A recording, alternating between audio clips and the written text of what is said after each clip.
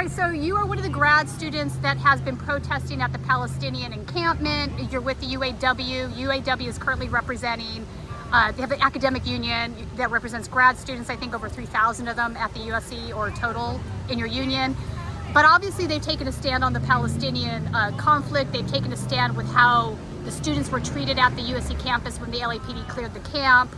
So what is the latest developments on that from the UAW? Yeah. So what I can say about my involvement is that I am on the executive board of Local 872, the union that represents, as you said, 3,000 graduate student workers. And so our intervention in the struggle is around, pressuring USC with the pressure points that we have available to us, and I'll explain kind of how we got here. So the UAW was the first major labor union actually to call for a ceasefire. This came very quickly after the resistance that we saw on October 7th.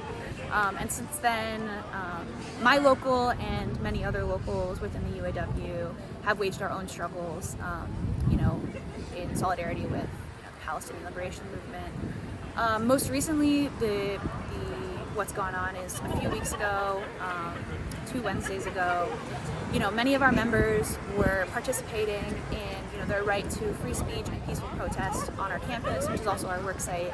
At some point in the day, in the midst of their peaceful protests, they were deemed to be trespassers at their place of work.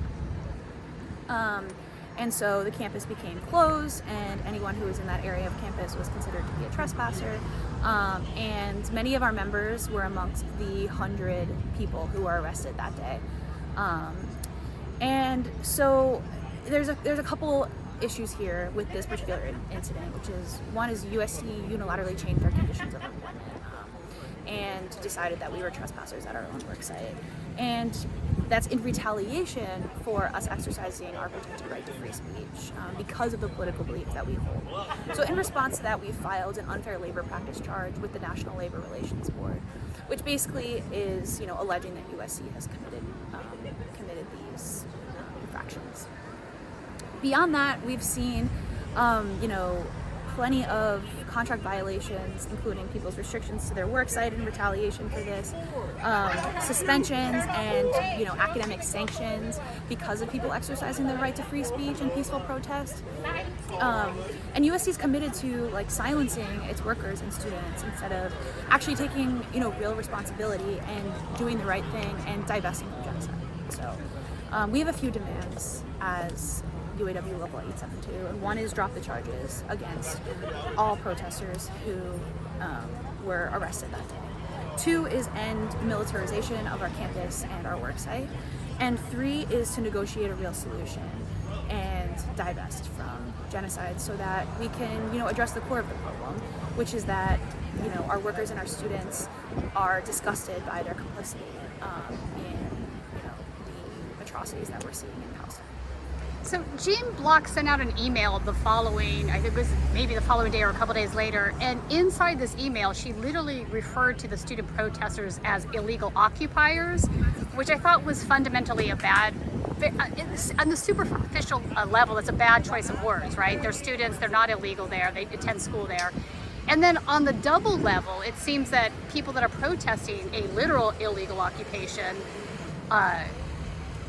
to be referred to as that, was that intended a bad choice of words? How did you feel about that? Yeah, I mean, these people are really intentional with their language, and they're really intentional with... It felt intentional to me, that's right. The methods that they've used to silence and retaliate against its workers and students lead me to believe that they're extremely calculated. So I wouldn't put it past them that this language was really intentional, yeah. So when do you expect to hear anything back from the NLRB? Do you have any idea on a time frame on that? Yeah, it's hard to say exactly when we'll hear back, but hopefully some of the issues that we are demanding from USC be resolved well before we actually hear back from the NLRB. Okay, great. Thanks for talking with us. Thank you so much. It was